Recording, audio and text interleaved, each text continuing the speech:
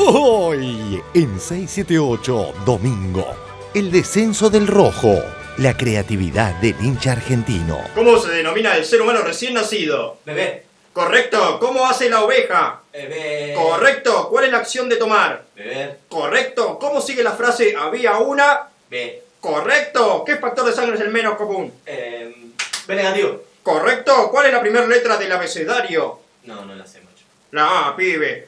¿Cómo se llama el champán del varón? Varón B. Correcto. ¿Cuál es la línea de subte que pasa por Corrientes? La B. Correcto. ¿Cómo se denomina el acto sexual inicial? Primera B. ¡Correcto!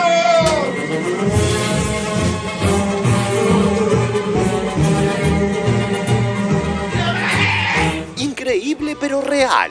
El crecimiento económico del país es un problema para la oposición. La economía se ha desacelerado, que era una de las cosas del gobierno como un gran mérito, crecimiento a tasa china, ya no existen. La Argentina se tiene que olvidar de crecer a tasas chinas. En el diario Clarín del sábado, un reto para la oposición. Vuelven las tasas chinas. El regreso de las tasas chinas es el desvelo de los economistas que actúan en la oposición. ¿Cómo haces campaña diciéndole a la gente que la economía está mal cuando los números que están sobre la mesa son estos? Se preguntaba un economista del armado PJ-PRO, justo antes de las elecciones. Vuelven las tasas chinas. El crimen de Ángeles y los medios cumpliendo un rol que no les pertenece. Están sacando una bolsa ahora, a ver si lo podemos ver. Ahí está, hay una persona, Ignacio, la cobertura. Sí, yo no puedo ver, ¿eh? Es un chico, me parece que es un... ¿No puedo ver? No, perdón. Hay que ser muy precavidos con la información, es un tema muy delicado. Ignacio, la cobertura, es un chico, me parece que es un... ¿No puedo ver? No, perdón. Y cualquier cosa que nosotros decimos, equivocada, puede agravar más la situación familiar. Los medios argentinos fanas de Brasil ocultaron estos dichos de Dilma. ¿Por qué será? Diario Bella de Brasil. La presidenta enfrenta problemas en medio de dificultades económicas. Diario Globo de Brasil. La crisis económica va a pesar en las negociaciones salariales de los trabajadores en huelga. Nós somos sérios em relação à política fiscal desse país. Por isso eu peço a vocês que não deem ouvidos a esses que jogam sempre no quanto pior, melhor. Quanto pior, melhor. Críticas todo mundo tem de ter a humildade de aceitar. Agora, terrorismo não. Ter terrorismo informativo sobre a situação do Brasil, no. El debate por una justicia legítima. El otro día escuchaba a la titular de Justicia Legítima, a quien no tengo el gusto de conocer, a la doctora Garrigós de Rébori, cuando alguien decía que bueno, que no se pueden politizar a los jueces, a los fiscales, a los procuradores, todos vienen de algún lado, que nadie sale de abajo de las baldosas. ¿Por qué usted considera fundamental la necesidad de democratizar el Poder Judicial? Nosotros estamos tratando de pensar democracia judicial en contra de corporativismo judicial. El corporativismo judicial es lo que hasta ahora ha regido.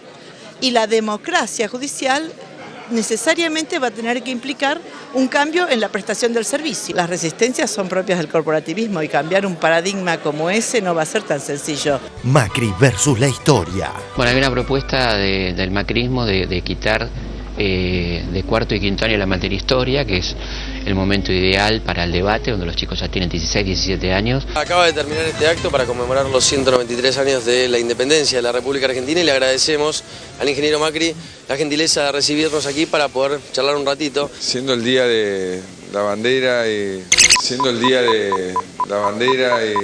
¿Qué pasó el 22 de mayo de 1810? Bueno, si vos lo sabés, ¿cómo lo voy a saber yo? Yo sí sé, el Cabildo Abierto. Ah, sí, perfecto. ¿Quién era el rey de España en ese momento? El rey de España. Fernando VII. Bueno, ¿quién fue el virrey de Puesto? En la Revolución de Mayo. No me digas que no la sabe, Mauricio, por favor.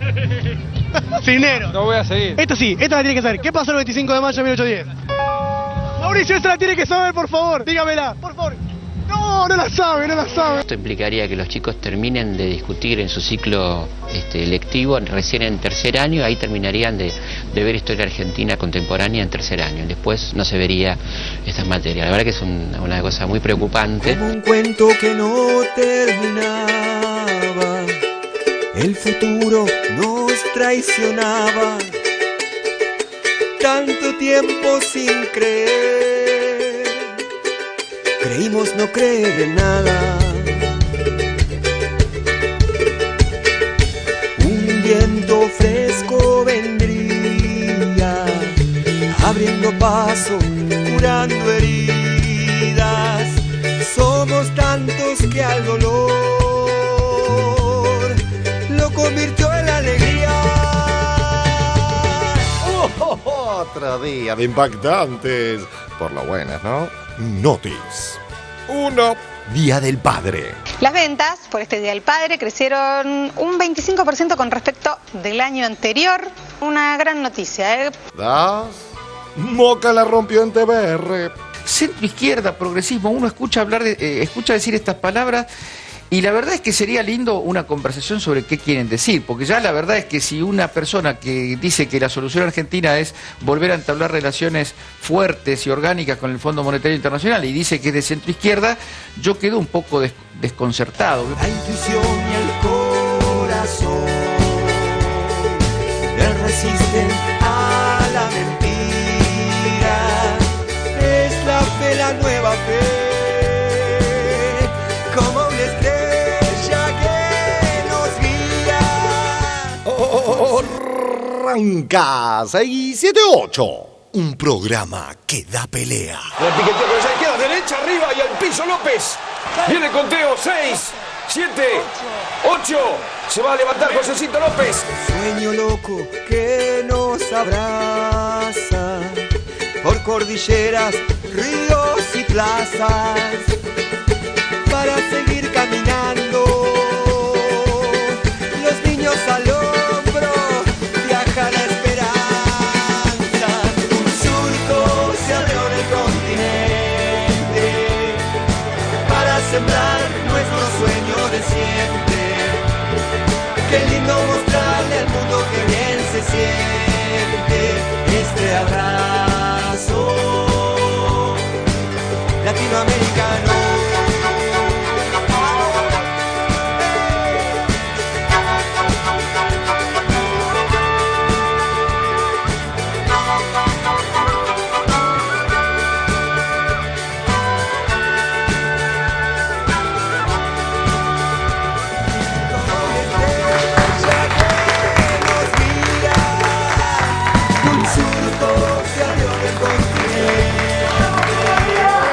Bienvenidos acá, 678, entre fútbol, un poco de fútbol, un poco de esto y un poco de fútbol. Ya vuelve el fútbol, tranquilo. Gracias, señoras y señores, por haber llegado. Ha vuelto Nora Beiras. Esa. Vamos, un aplauso para Nora. Yo ya la vi. No, yo no la había visto. Él no me tenía, entonces. ¿Dorio te hizo una...? Es que uno, viste que uno... ¿Te aplaudió? ¿Cómo? ¿Dorio te aplaudió? No, Dorio no se dio cuenta que había vuelto. Y bueno, ¿ves? Vamos con los invitados de hoy, que el programa es corto. Emilio Ruchanqui nos visita. El hombre es periodista de Página 12, columnista aquí en Visión 7 y es el editor de la revista THC. Gracias, Emilio. Muchas gracias. Y me mirás y te reís. tenemos a Briencia, que lo me río, que también es periodista, que es historiador, es ciencias políticas, cientólogo. Lo podemos ver escribiendo en Tiempo Argentino, lo podemos escuchar con Nora también en Mañana Más, con Lucho. Con Lucho Calente, que le mandamos un beso. Autor de libros de investigación, de historia y otros. El último es El Otro 17. Exacto. Y hay un montón más. El Loco Dorrego, muy recomendable. El libro Éxodo Jujeño. Que leía Chávez. El Éxodo Jujeño, que ya me lo olvidé. Vamos con el primer informe. Perdón, Brisa. Vamos con el primer informe, que tiene que ver con Clarín, cuando el crecimiento de un país es un problema. Para Clarín, lo vemos. El nuevo problema de la OPO clarinista: el crecimiento económico del país. Es sabido que la OPO de derecha, hay alguna otra, desea que al país le vaya mal para que mucha gente los vote a ellos. O sea, que priorizan sus mezquinos intereses electorales antes que el interés general. La cuestión se resume bien con el sincericidio de Sanz de hace poco. Estamos viviendo un final de ciclo. La economía no está funcionando bien y el gobierno no acierta una, no pega una. Error tras error de gestión. Y ojalá esto siga hacia octubre, porque también a veces pienso que si la economía mejorara un poco, ¿qué pasaría con las elecciones? Entonces, ojalá que esto siga hasta octubre. Pues bien, hasta Clarín ayer reconoció que el país va a seguir creciendo y que para ellos esto se traduce en un problema. En el diario Clarín del sábado, en el bolsillo, un reto para la oposición. Vuelven las tasas chinas. El regreso de las tasas chinas es el desvelo de los economistas que actúan en la oposición. No se trata de una película clase B, sino de las tasas de crecimiento de mayo, este mes y el que viene.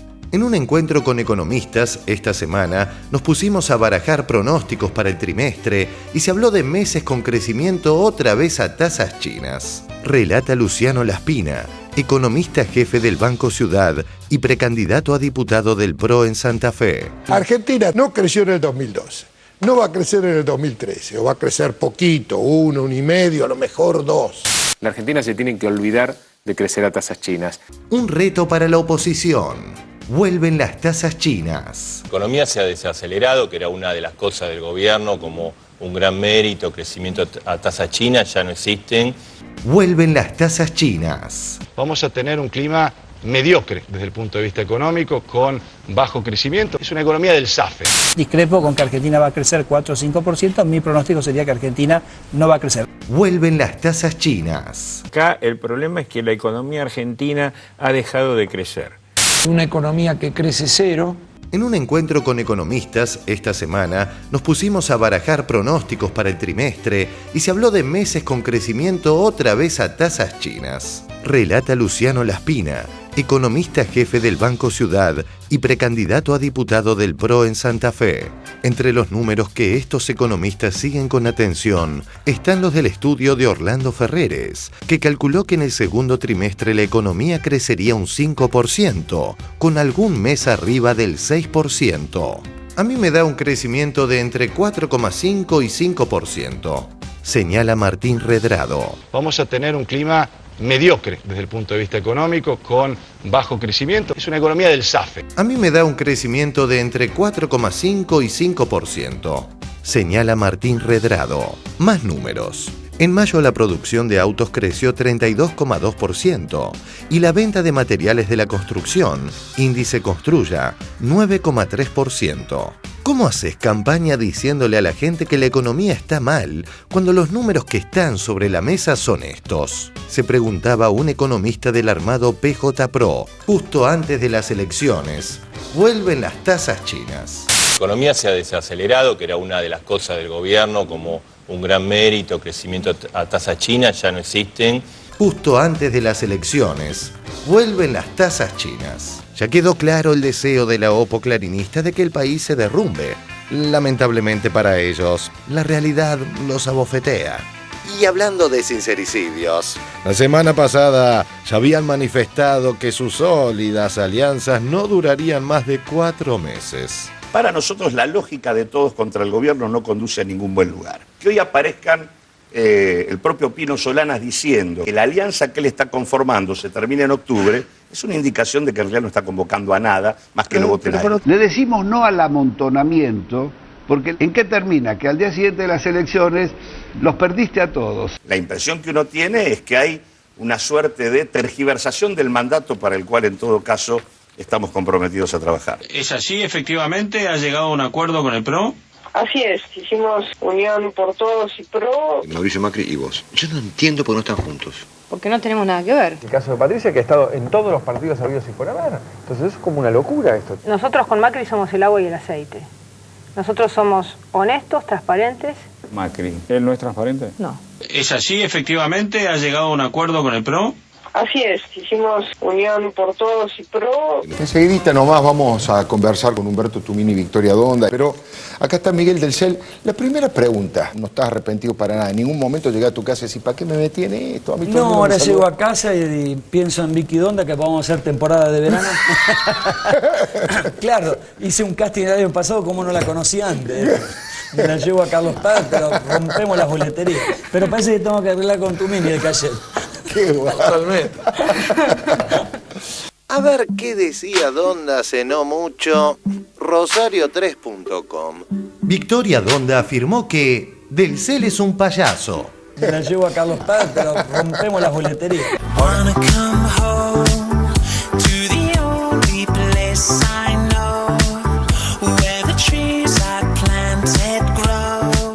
El acuerdo y la alianza entre Alfonso Pratgay, Victoria Donda. Carrió me parece una mujer que eligió la acumulación electoral, pensó que esa acumulación venía por derecha, eligió a Pratgay como quien le diagrame su plataforma económica. Es un proyecto político con el cual coincido en casi nada. ¿Ustedes se sienten identificados como la construcción de un espacio de centro-izquierda? Yo sí.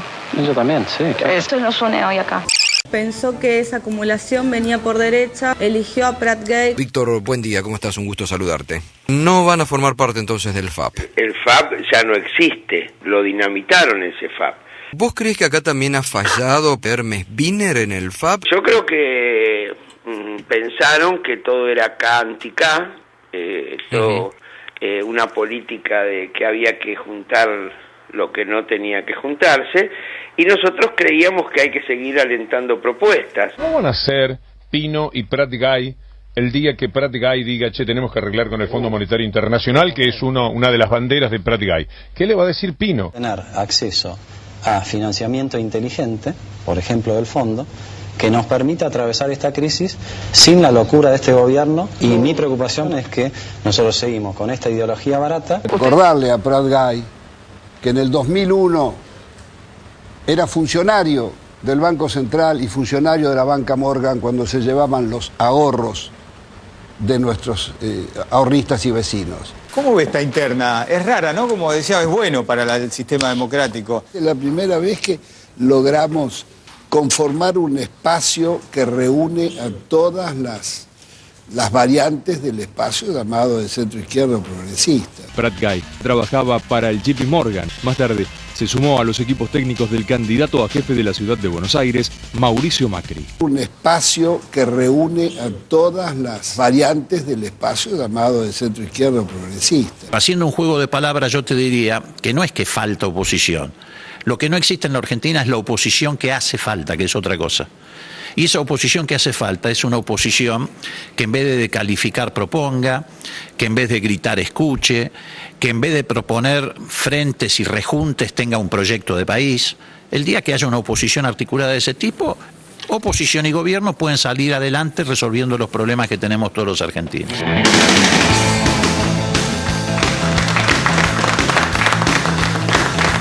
A ver, Lorenza, ¿qué le pareció? El informe, muy interesante. ¿Y por qué Pino se va con corbata a presentar la alianza cuando yo hace 20 años que no lo veo con corbata? No sé, yo creo que, a ver, cada uno de los personajes que aparecieron en el informe tienen una contradicción en la mochila, y es muy difícil, porque es una contradicción que es claramente ideológica y que es muy difícil de sostener mediáticamente. Yo creo que el kirchnerismo ha logrado algo que es lo que genera más impotencia en la oposición, que es haber articulado dos cosas que no se habían articulado hasta ahora. Por un lado, o que parecían no articuladas hasta ahora, ¿no? Por un lado, lo que hace es robar todas las banderas del centro a la centroizquierda o a la izquierda, si se quiere. Entonces, se posiciona ideológicamente o incluso en términos de posicionamiento estratégico en el centro izquierda. Desde allí lo que ocurre es que deja a todos los demás sectores de centro izquierda sin posibilidad de contestar. ¿Por qué? ¿Cómo se contesta atacando a la política de derechos humanos? ¿Cómo se critica atacando a la asignación universal por hijos? Por poner dos ejemplos. Entonces, ¿qué es lo que hace? Convierte a todas las agrupaciones automáticamente obligadas a reclamar el voto no kirchnerista. Y el voto no kirchnerista es un voto que se parece mucho al de centro derecha. Y ahí hay un encajonamiento. ¿Por qué? Hay gente de centro izquierda que no puede hacer no puede dar definiciones de centro derecha o no puede dar definiciones neoliberales, por lo tanto tiene que hacer como que es de centro izquierda, pero criticar a un gobierno que le roba las banderas de centro izquierda. En algún punto es el mismo esquema que le pasó a Palacios con Perón. Entonces pasan a una posición absurda. A la derecha tiene un problema. ¿Cuál es el problema de la derecha? Que si llega a decir que lo que quiere es hacer lo que siempre hizo en este país, es decir, aliarse con el fondo, vaciar al Estado, empobrecer a las mayorías, no lo vota ni Magoya. Entonces ahí hay un complejo muy difícil de desarticular, que para mí es el gran hallazgo político, en el sentido de construcción política, de acumulación de poder que hizo el kirchnerismo. Pero hay algo que es peor para la oposición todavía, que es que ese complejo ideológico situado en el centro izquierda es efectivo. Y es efectivo en términos económicos. El peronismo había demostrado ser efectivo cuando tuvo la oportunidad de gobernar entre el 46 y el 55. Aún en las crisis del 53-54 había logrado ser efectivo, pero tenía un problema. Tenía un cierto ninguneo por la cuestión fiscal, que no tiene el kirchnerismo. Y esa política de defensa de lo fiscal desde el Estado y desde un lugar de centro-izquierda hace impenetrable la discusión incluso en términos económicos. Entonces, los economistas de la derecha que uno ve en el informe, lo que los ve es zaraseando todo el tiempo, dando en la bicicleta fija diciendo que nos vamos al corno, pero en realidad lo que ocurre es que la economía real le demuestra lo contrario. Y yo creo que hay que acordarnos de la cara de esos economistas, porque esos economistas son los que desde los 90 vienen anunciando, primero defendiendo la política neoliberal de Carlos Menem, y después anunciando la debacle de este modelo, ¿no? Si vamos a crecer a tasas chinas o no, no lo sé, pero lo cierto es que el modelo económico del kirchnerismo ha sido eficiente y ha sido eficaz. Y además ha sido eficiente y eficaz para las mayorías. Y eso me parece que es lo que le es imposible desarticular a la oposición. Entonces, la verdad es que no tienen juego. Cuando Moró dice con mucha inteligencia, hay que construir una oposición que no grite, sino que escuche y que dialogue, uno debería decir, bueno, dale, venite al oficialismo. Desde el oficialismo vos le decís, bueno, venite al oficialismo. El problema es que no hay posibilidad de articular algo que no sea desde la derecha. Entonces, ¿qué pasa? Los grupos concentrados, los grupos económicos concentrados, que son claramente la derecha en este país, lo que hacen es tratar de construir un espacio desde la gente, desde la discusión de que hay un sujeto no político que puede discutirle al kirchnerismo desde afuera de las identidades ideológicas. Pero lo cierto que eso es una gran hipocresía. ¿Por qué? Porque las construcciones que tienen que hacer incluso los grupos económicos es a través del discurso de centro-izquierda, ninguneando o negociando su propia identidad política, sus propios intereses económicos para poder ser relativamente seductor hacia los electorados de mayoría. Y eso es un callejón sin salida. Ruchansky. La verdad que me sorprenden los acuerdos electorales porque se está demostrando que no son programáticos. O sea, yo también creo que hace falta una oposición y evidentemente esa oposición va a tener que tomar, si quiere tener representación parlamentaria por lo menos, tomar algún tipo de voto kirchnerista. Entonces va a tener que dialogar, va a tener que mostrar consenso con algunas medidas que son innegables en el sentido de la efectividad, y pienso que es necesaria también. O sea, tampoco está bueno que no haya debate, básicamente, que uno vea un parlamento donde hay diputados, y me ha pasado de averiguar sobre leyes o qué sé yo, que están a favor, pero votan por bloque, digamos, ¿no? Claro. No es que no haya libertad de conciencia, sino es que directamente no, además que de una falta de argumentos, hay una falta de construcción. Es como que lo único que busca la oposición es protagonismo, muchas veces. Eso está bien en un plano electoral, pero no se ve un plano programático. Digamos, no están ahí para decirnos, bueno, al gobierno le falta esto, nosotros queremos esto. Entonces, por ahí hay un votante que dice, sí, yo creo que al gobierno le falta eso, y estaría bueno que el Parlamento tenga una oposición que te vote cosas que por ahí el gobierno no le está sacando o no les da la prioridad que para otras personas puede tener. En ese sentido estaría bien. Pero es imposible que puedan disputar lo mismo en esos términos, ¿no? En el término de tratar de voltear. alguien dijo, creo que fue Bonafini, ¿no? Que hay que separar entre lo que son opositores y enemigos. Están mucho más cerca hoy de ser enemigos que ser opositores. Entonces tampoco es muy creíble para un votante que vos decís, si lo único que querés hacer es destruir, ¿sabés construir? Porque saber destruir veo que lo sabés y muy bien. Ahora, ¿sabés construir algo después de eso? Si no le pueden dar eso al votante, no va a haber espacio para la oposición. No creo que el votante sea tan tonto porque el votante ve una construcción después de 10 años. Entonces, si solamente es derribar eso, me parece que no van a avanzar mucho tampoco. Es interesante el planteo de Emilio, quiero cortito, porque lo quiero reforzar por esto, porque ¿qué pasaría en el mapa político actual si la oposición tuviera una postura de conciliación y negociación y de irreductibilidad en algunos temas, ¿no? ¿Qué pasaría incluso con el comportamiento del gobierno nacional respecto de una oposición que dialoga y no de una oposición que grita? Porque también es cierto que cuando vos armás dos bloques, los dos bloques se convierten en bloques, ¿no? ¿Qué pasaría si se puede discutir y si se puede debatir de otra manera en la Argentina con estos temas, ¿no? Me parece que sería un mapa político más interesante. ¿Y sí? ¿Sandra? Sí, sería un mapa más interesante y es con el que fantaseamos todos, porque eso también le permitiría a sectores de la oposición seguir teniendo en alto banderas que van bajando paulatinamente y por eso el kirchnerismo parece el dueño de todas las banderas, no es que sea a veces por iniciativa propia, sino porque los demás las bajan. En todo lo que estuvimos viendo de este armado electoral, a mí lo que me resuena, me parece que por eso es todo viejo, y eso es un mal principio, por la relevancia que le dan los diferentes bloques opositores a los economistas, que todos, a Melconian, Prat-Gay, a Redrado, a Labaña. Entonces son rejuntes donde uno ve que de nuevo, como en tantas décadas nos ha pasado, los políticos están por un lado, pero el hombre fuerte o en quien se apoyan son estos economistas que Dios nos libre, ¿no? Porque la verdad que uno a veces se imagina este país guiado por alguno de estos que ya sabemos lo que hacen. Sí. Bueno, son incógnitas, digamos, no hay un tapado, son absolutamente previsibles y da escosor. Nora, ¿qué te pareció? A mí me parece, la verdad lo que muestra el informe es lo que reflejan las crónicas de los diarios de las distintas, más allá de las distintas posturas. Es una oposición que es un rejunte, como creo que Pino Solanas lo dice con un sincericidio atroz al decir que esto termina en octubre. Digamos, no hay ningún tipo de acuerdo programático que pueda sustentar una posibilidad de continuidad de gente que piensa totalmente distinto. Lo que pasa es que no tiene un proyecto en común. Lo que quiere es ganarle al kirchnerismo a como sea. Y eso es lo que dijeron. Ya lo dijo en su momento La Nata, hay que hacer lo que sea para que estos se vayan. Y están tratando de hacer eso, creo que llegando, alimentando y tributando esa lógica.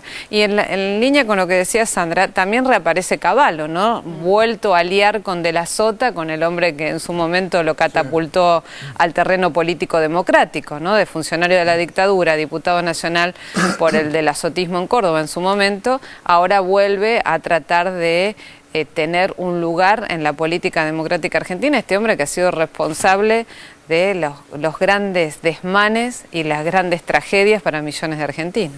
Bueno, vamos al próximo informe que tiene que ver con un crimen y su cobertura mediática. Lo vemos. El caso Ángeles Rawson y la sentencia de los medios.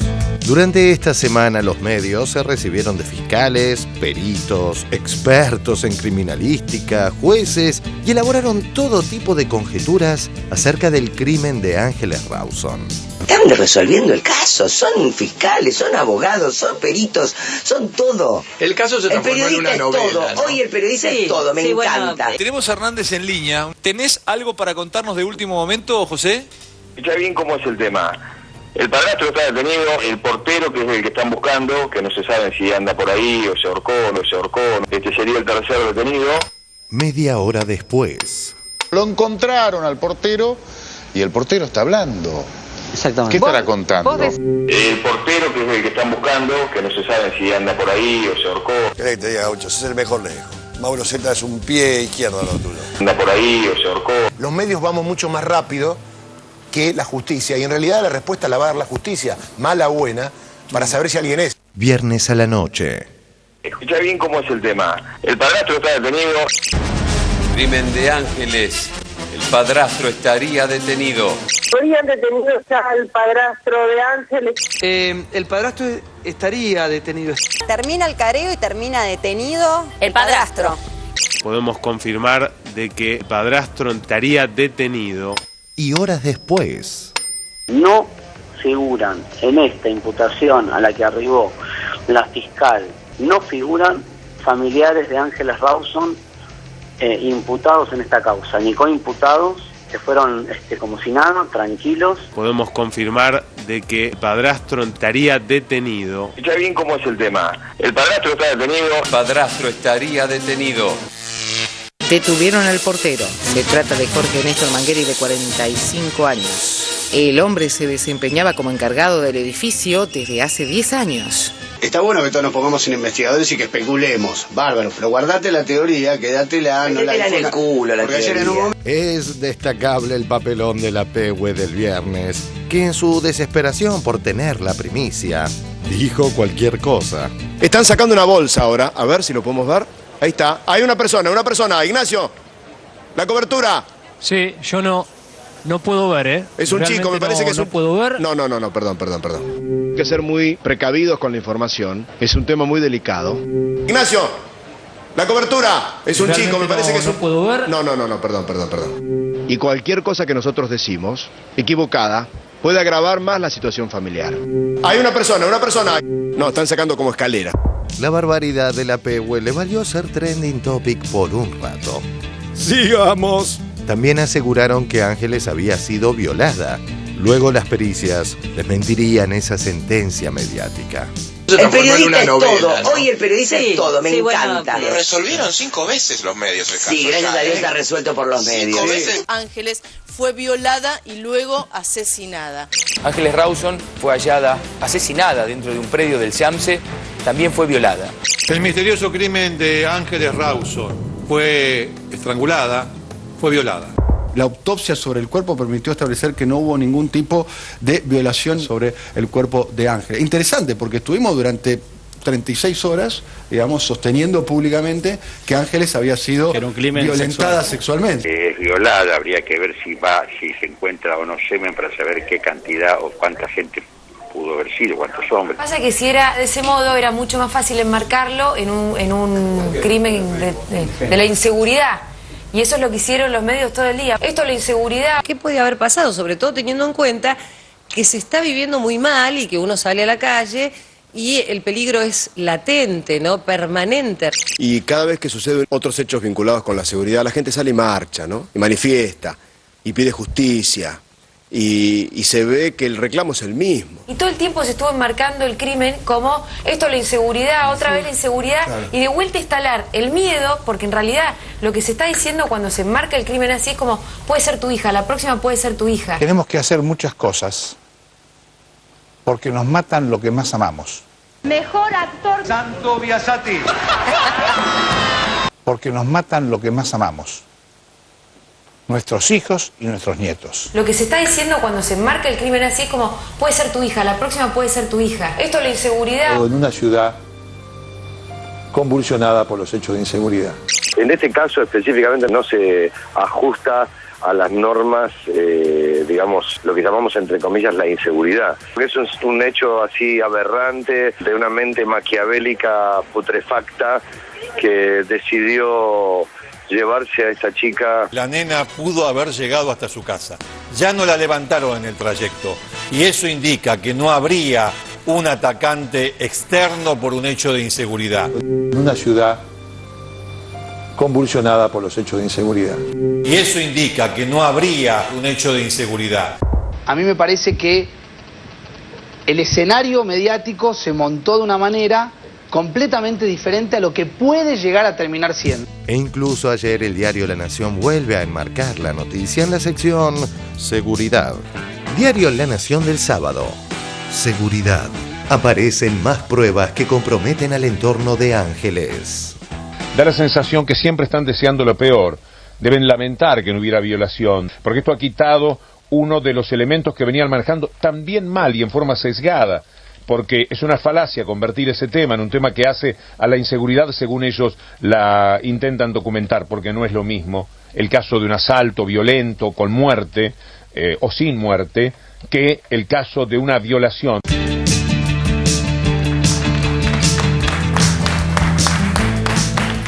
Ruchanqui, vos estuviste estos días ya analizando esta cuestión de cómo los medios encararon el tema.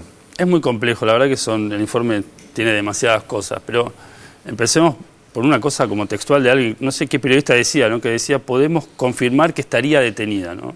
Vos estás confirmando un potencial, pero el potencial está anulando la afirmación. No sé si entendés, o sea... Sí. Confirmar un potencial es absurdo. Digamos, es como la poesía de lo potencial, ¿no? O sea, yo entiendo y también tengo que cubrirlo, también tengo que escribir, también tengo que llenar páginas y realmente es muy difícil llenar páginas cuando hay secreto de sumario. Es muy difícil la discusión sobre lo que son hechos y lo que son datos. Nosotros tenemos hechos.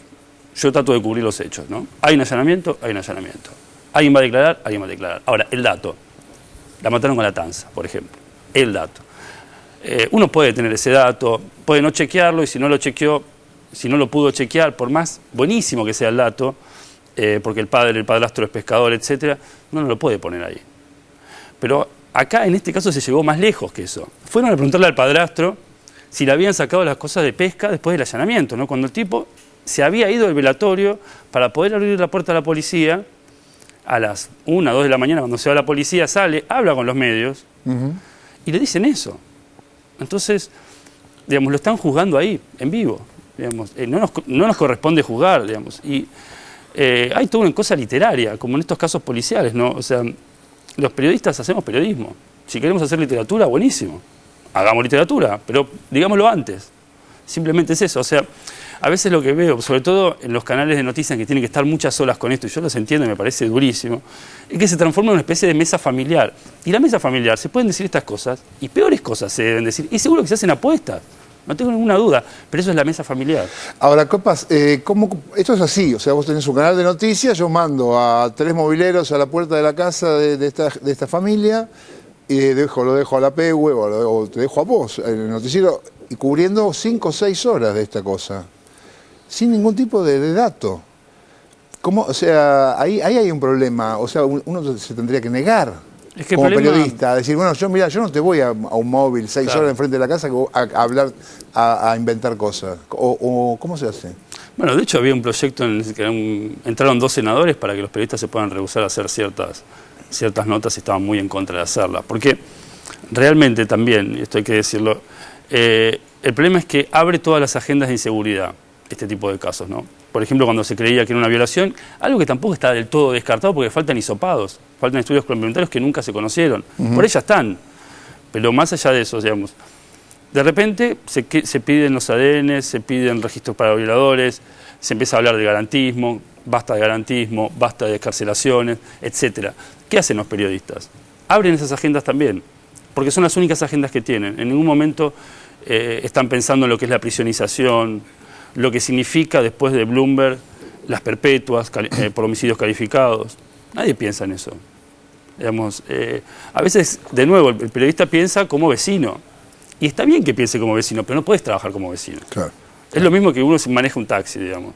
Vos, si estás apurado por llegar a tu casa, por ahí te mandas una cagada. Pero vos, si manejás todos los días un taxi, es tu trabajo. No podés manejar como un vecino más.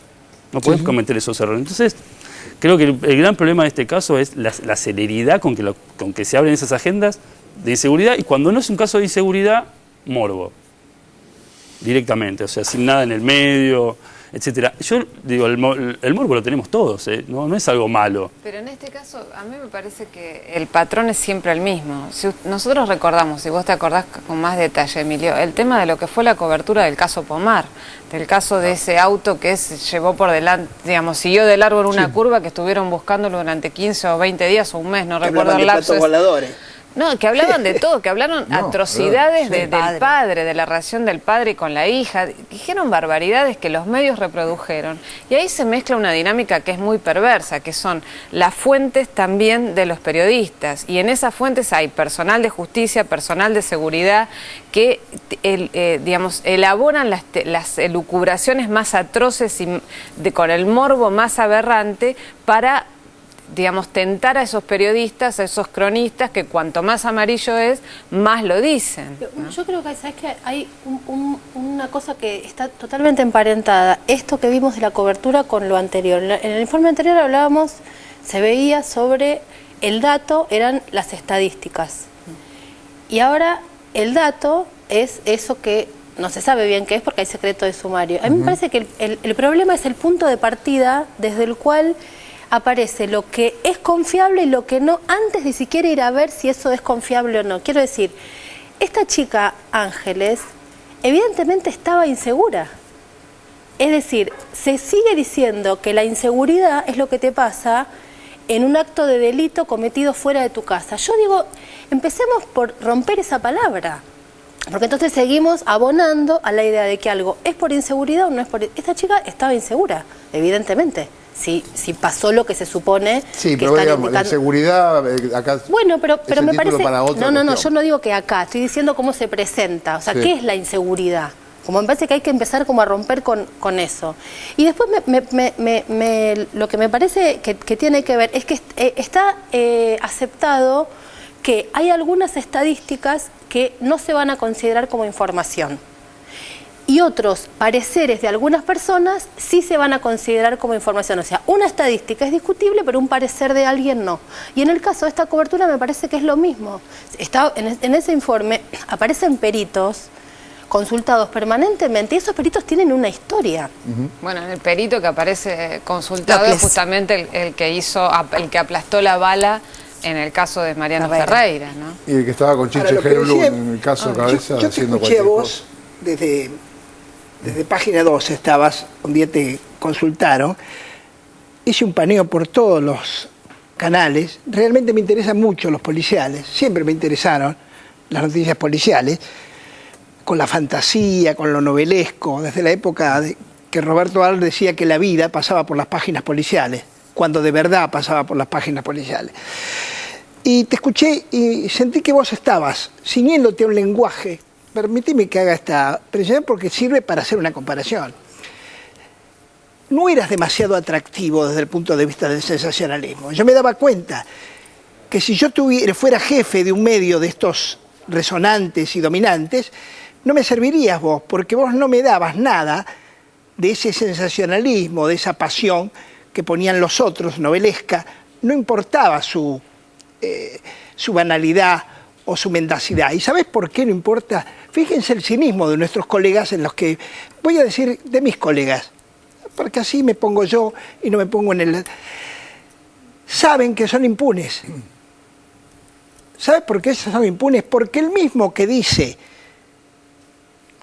que el criminal al comienzo, la noticia aparece, la noticia es como un barro que aparece de una manera y cuando llega al final es otro barro, es otra cosa. En el medio se va transformando según las visiones de los distintos medios y de las informaciones. El periodista tiene la impunidad, pero impunidad total de poder decir, como los que estaban allí, sí, la noticia ha cobrado otro alcance ahora, hay que volver todo para atrás. Ellos tienen que volver para atrás, no la noticia. Sí, la noticia fue siempre la misma, ellos tienen que volver para atrás de todas las barbaridades que dijeron. Así que ellos saben, no es que no sepan. Si nosotros estuviéramos en un medio dominante y nos pagaran bien, nosotros tenemos que cumplir en ese medio dominante. No podemos hacer tu discurso ceñido, serio, porque lo vuelvo a confirmar, porque pueden pasar la cinta cuando se les ocurra. Y me daba cuenta que no, que lo que interesaba es que se novelee. Por eso que citaban a expertos criminalísticos, a psiquiatras, a forenses, y cada uno iba armando, además irresponsables esos profesionales. ¿Qué tiene que hacer un psiquiatra así, hablando de un tema que no conoce? Entonces, es muy complejo. Yo creo que el negocio del periodismo es ese y que estamos hablando desde una ética que no existe. El negocio del periodismo es producir noticias y que se haga escandalosa para que la gente lo vea. Y el receptor no apagó el televisor, Quería hacerle una pregunta a Emilio, porque en este caso hay secreto de sumario. La decisión de que haya secreto de sumario, ¿hay una vinculación directa con la actuación de los medios de comunicación o es una decisión que excede la cuestión de los medios? ¿O cuando se decide por todo lo que, las barbaridades que pueden llegar a salir? Sí, en general tiene que ver con acotar la información, digamos, como que un testigo no se entere algo que no se tiene que enterar, etcétera. Es no poner en sobrealerta, ¿no? El secreto de sumario es para, entiendo, ¿no? Claro. No avisar, claro. Justamente. O sea, había, digamos, con respecto a lo que decías, hay un caso muy interesante, me lo contó una vez Pablo Menghini Rey, el padre de Lucas, en una entrevista, que él todo el tiempo pasaba paños de Cromañón, acá en el noticiero, en Canal 7, con unos chicos tirados, y cuando se hablaba de los juicios de Cromañón, pasaban esos paños. Y un día, una madre llamó al noticiero, pidió hablar con los editores, habló con él y le dijo, mira, esos chicos que están ahí tirados son mis hijos. Y cada vez que vos pasás esos paños, y yo miro Canal 7, cada vez que vos pasás esos paños, yo estoy viendo a mis hijos muertos. Y él mismo agarró, empezó a cambiar esos paños y a poner otra cosa, y no era necesario poner esos paños. Entonces, cuando yo escribo, y entiendo que los periodistas deberíamos hacer lo mismo, uno también tiene que pensar en los familiares. A veces la impunidad pasa por eso. Vos no pensás que también te está leyendo el hermano de esa chica, las amigas de esa chica. No importa, por ahí no te leen, por ahí te lee 1 o 2, pero vos estás haciendo un daño cuando pones esos comentarios, sin chequear. O cuando vas sobre la intimidad de alguien, encima menor de edad, sobre lo cual hay legislación. Con una cosa como, digamos, lo más fuerte que en estos días es un canal de noticias poniendo un cuerpo, hecho por computadora, con una bolsa en la cabeza. Diciendo, así apareció el cuerpo. No hay una madre mirando eso, no hay un hermano mirando eso. A mí me parece que el punto tiene que ver con una sensibilidad humana de los periodistas. El tema es que esto no es un negocio, esto es un servicio. Nosotros estamos dando un servicio. La ley de medios dice eso. Es romper con la información como mercancía. Cuando vos mencionás eso, que decís, bueno, pobre escuela, que es cierto, es la información como mercancía, tirá datos. Entonces, cuando este periodista de TN ve venir un bolso y piensa que es una persona, ¿qué es lo que quiere? Tirar el dato primero. Pero lo que pasa es que se hacen los noticieros, se hacen los informativos con el minuto a minuto, y a mí me dijeron, por ejemplo, que esta vez, cuando hablaban del padrastro, subía el minuto a minuto, con lo cual los periodistas decían, bueno, seguí hablando del padrastro porque te sube el rating. O sea, y se hace un noticiero. Además fue un ejemplo perfecto de lo que es la construcción de relato. Cuando hablamos de construcción de relato, bueno, teníamos todo un día a decenas de personas en los medios de comunicación construyendo el relato de que el asesino era el mayordomo, digamos. No, la tapa de Clarín de ayer, perdón, sí, fue esa. La tapa directamente fue, habrían detenido al padrastro y al hermanastro. Fue la tapa. El título principal. Y ya estaba la noticia. Y ya estaba en los online, ya estaba. Y ya estaba lo otro. Hacemos un corte y ya volvemos. Esta es mi terraza y tengo un crédito. Así que voy a empezar a ampliar. ¿Dijiste mi terraza? Sí, Tero. Dije mi terraza. ¿Y cómo piensas sacarme de acá? Solo hay una forma. ¿Te referís al duro las che de la construcción? No, me refiero a esto. ¡Mira, bicho! ¡Mira!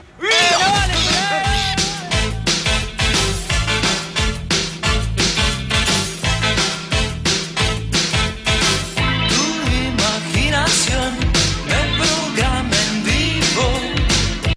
Condenada sangre, cosquillea tibia, no se puede soportar.